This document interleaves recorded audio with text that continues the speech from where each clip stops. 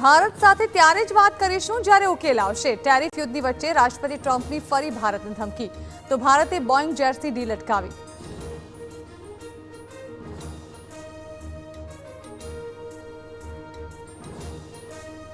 મોદી બથની ચોરી કરી બન્યા વડાપ્રધાન, રાહુલ ગાંધીનો પ્રહાર, તો ડેટા ચોરી મુદ્દે ચૂંટણી પંચે કહ્યું કે દાવો સાચો હોય તો રાહુલ ગાંધી શપથપત્ર પર કરે સહી।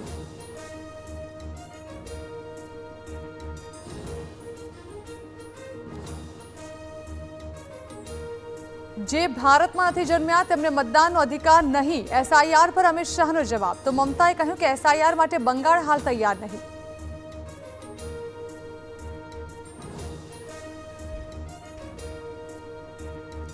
મહેસાણાના બીજાપુરમાંથી ઝડપાઈ નકલી પનીર બનાવતી ફેક્ટરી, 649 કિલો પનીર અને 238 કિલો પામોલીન તેલનો જથ્થો સીઝ।